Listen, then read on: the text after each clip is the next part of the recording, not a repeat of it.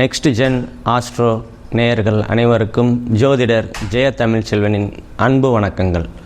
நம்ம இப்போ என்ன பார்க்க போகிறோம்னா, ஆங்கில மாதம் ஜூன் மாதத்துக்கு உண்டான பலன்களை நம்ம இப்போ பார்க்க போகிறோம். இதில் இந்த மாதத்தில் என்ன நடக்க போகுதுன்னா, புதன் பகவான் புத்திக்காரகன், அறிவுக்காரகன், அவர் மே 31 அன்றைக்கி மேச ராசியிலிருந்து ரிஷப ராசிக்கு பேசி ஆகிறார். அவர் அங்கே ஜூன் 14 வரைக்கும் ரிஷபத்தில் இருப்பார். இது ஒரு சிறப்பு.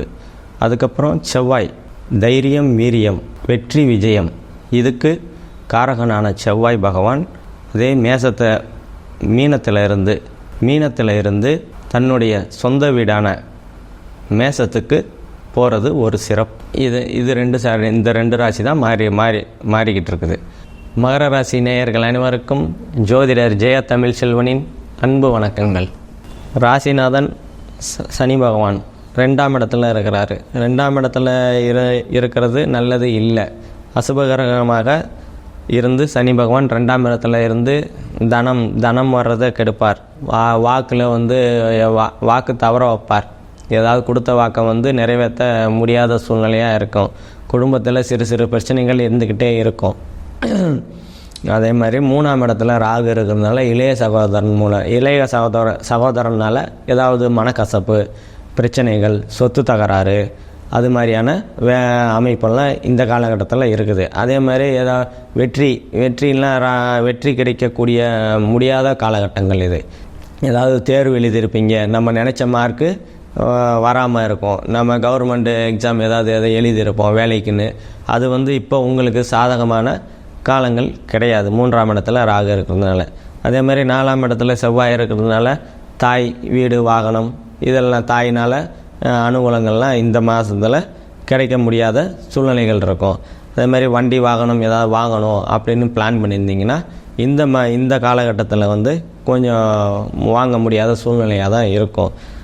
5ஆம் இடத்துல குரு, சுக்கிரன், புதன் இருக்கிறதுனால குழந்தைகள், அதிர்ஷ்டம்லாம் உங்களுக்கு நல்லாவே செயல்படும்.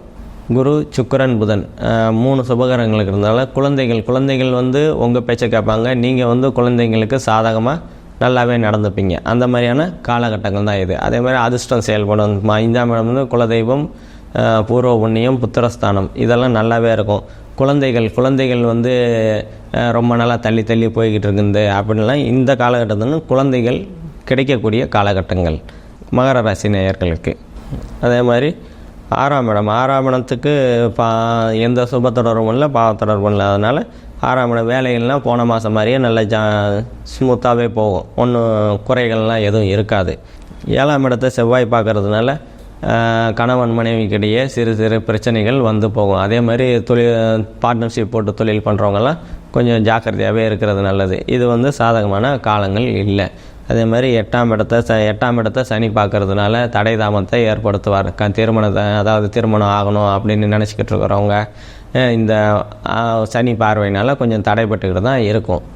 அதே மாதிரி 9ஆம் இடத்துல கேது இருக்கிறதுனால, குரு கேதை பார்க்குறதுனால பாகியஸ்தானம், அதாவது தந்தையினால் அனுகூலங்கள், ஆதாயங்கள் எல்லாமே மகர ராசிக்காரங்களுக்கு கிடைக்கக்கூடிய காலகட்டங்கள் இது. 10ஆம் இடத்தை செவ்வாய் பார்க்குறதுனால தொழிலை கொஞ்சம் பார்த்து மந்தமாக தான் போகும். தொழில் அவ்வளோ சிறப்பாக போகாது.